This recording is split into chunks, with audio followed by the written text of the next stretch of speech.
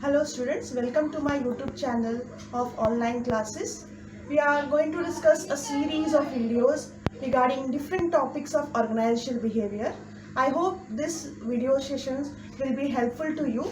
Please comment, have queries, feel open to give all your likes. Thank you. Welcome back students. In our last session we have discussed about conflict resolution techniques. Today we'll go about with negotiation management. So it is an extra step towards conflict management.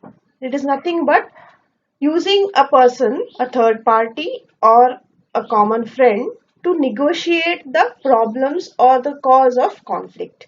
So to begin with, we'll talk about what is negotiation or bargaining. It is a process in which the resources or the problem are equally mitigated and distributed within between the parties. So negotiation is nothing but a person who is of a common friend interferes and tries to resolve the issues and equally or equitably distribute the resources between the conflicted parties. We have two general approaches of negotiation management. One is called as a distributive bargaining and the other one called as the integrative bargaining. So distributive bargaining doesn't take care much about the relationship or the individual or mutual interest of the parties, but it's only about dividing a fixed amount of resources to the conflicting parties. On the other hand, integrative bargaining is more of a kind where you're developing a relation and cooperation between the conflicting parties so there is a win-win solution. So to elaborate a bit, we can distinguish these two approaches of negotiation management. So first to talk about distributive, as I told you, here the goal is just distributing the resources and each party is interested in getting the maximum share of the resources. So the goal is getting as much as possible. Here the motivation is, I told you here we have a win and lose situation. Motivation is one party is very eager to win and see other party to lose. And because of this reason, the focus is on feeling better than the other or the position or the self-ego gratification. Interest of each party is opposite because every party wants a maximum share. So there is no mutual interest, but one person is winning, other person is losing. Communication is very low, so information sharing is low and it is for a short term. The parties will never meet again or collaborate. It's a end of a problem and end of a relationship also.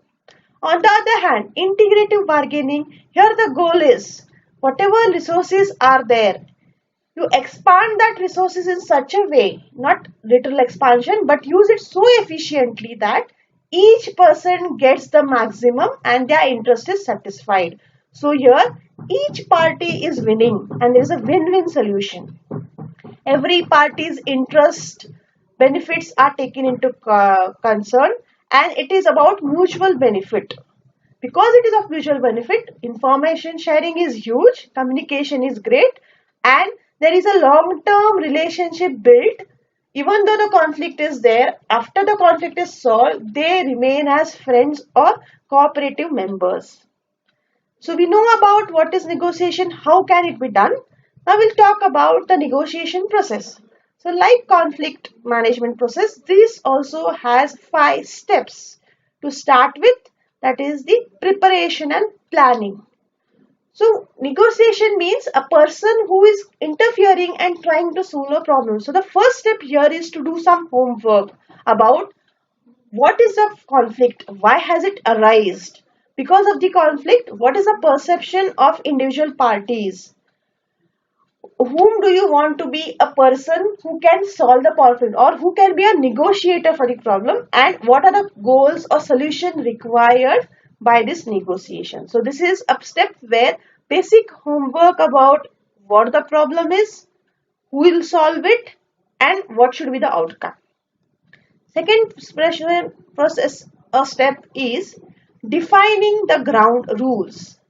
Ground rules in the sense you are going to know about where the negotiation is going to take place, which are the different parties of negotiation, what will be the time constraint, means within what time we have to finish this deal of consoling each other, and also exchanging initial demands and offers of each party. So here, once you know what is the problem, you're going to finalize who will be the negotiator, where the agreement or deal or talking will take place, how much time is done, and so on. Then the next step is, once you know the ground reality, the basic proposal, now we'll go on to solving the problem. So clarification and justification becomes the third process.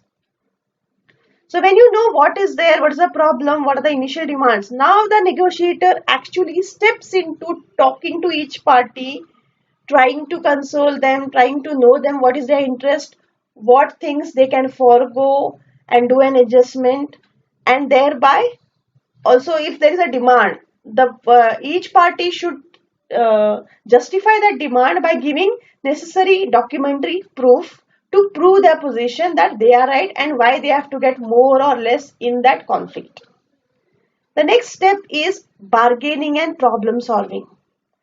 Okay, so this step is all about, this is a major role of the negotiator, where the negotiator tries to console, or as I said you before, he uses these four techniques of Chanakya, that is Sam, Dam, Danda, Bhed.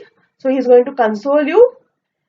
Then he is going to tell about, if you forego this, what is the resource you need. So Dam means how much money or any monetary benefits he will give, or he will ask for punishment or try to divide. Okay, so here the problem solving techniques are going to be used. Then lastly, after you talk with the parties individually, know their interests, make them mend something, come off for a viable solution, then the necessary deal has to be documented. So whatever the parties have agreed to, it should be written down and their signature should be taken so that the deals become legal and no parties can withdraw from it later. So this is all about the negotiation process, how it is done, in what steps, what the homework they have to do, who has to do it, when to do, where to do, how to do, the legalities, the time frame of talking. Sometimes the fourth step, that is problem solving, takes a lot of time because sometimes the parties are really difficult to handle and each party is very much strict about their demands, and making them bow down becomes a problem. So this fourth stage is an important stage where actually the conflict gets resolved and both the parties come to a viable solution. Next, we will talk about what are the factors or what are the important things a negotiator should have. Okay, to be a good negotiator, we should have certain personality traits. They should have certain moves, the culture, gender, all these are very important while you are choosing a mediator or a negotiator. So to first we start with the personality traits.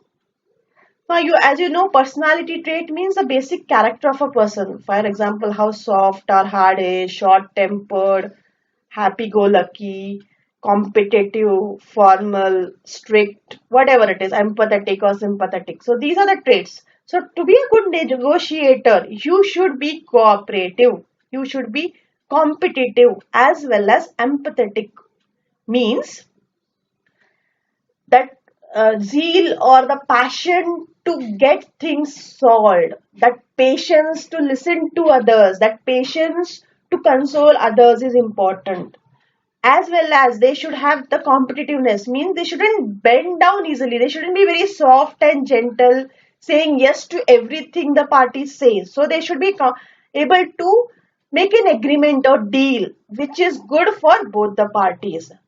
And also they should be empathetic in the sense they should feel the pain or hurt what others feel. Sympathy is different from empathy, I've told you this before also.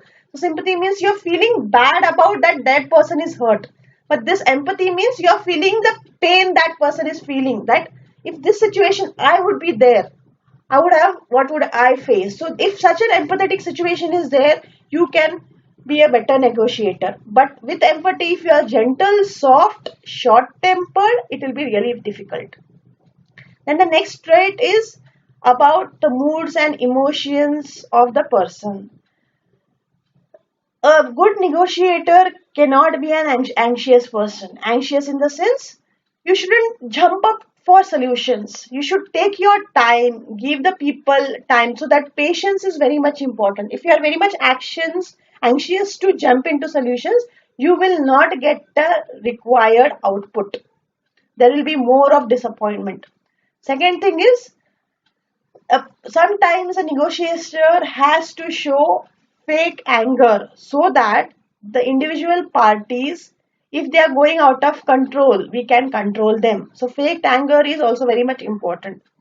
Next thing is disappointment. The negotiator shouldn't get disappointed very soon. As I told you before, he should have that patience of winning, seeing that by hook, by any way, I'm going to take a viable solution to the problem. The next in this line of factors affecting negotiation is the culture in the negotiation. It means that people will listen to those people who are from the same region, culture, or community. So, an Indian is a better apt to negotiate an Indian rather than a Sri Lankan. So, from the same area or the same community, if the person is there, that person's demands, that person's pleads or requests are being heard upon better way by the conflicting parties. So, the negotiation should be some person who shares the same culture background. Next, gender differences in negotiation. It has been proved by research that women are more cooperative, pleasant in negotiation than men. Women value relationship outcome, whereas men are interested more in economic benefits. But technically, if you want to have an economic outcomes, but evidence is saying that these two are stereotypes. But evidence says that men and women both perform very good in negotiation and they get viable solutions. So this is all about which are the factors a negotiator should have, or what are the basic qualities a negotiator should have. Last but not the least, in this negotiation management, we'll talk about third party negotiations. So we have three types of third party negotiation. So the person may be called as a mediator, a arbitrator, or a conciliator.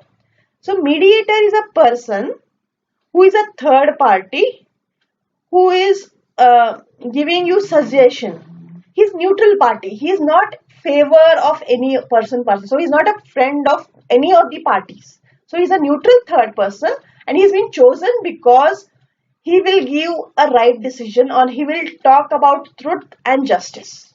So he's a neutral person. He will give you better persuasion, better alternative solutions. Secondly, arbitrator is a person with authority. Authority means a person who is having significant social and administrative potential, or a person maybe from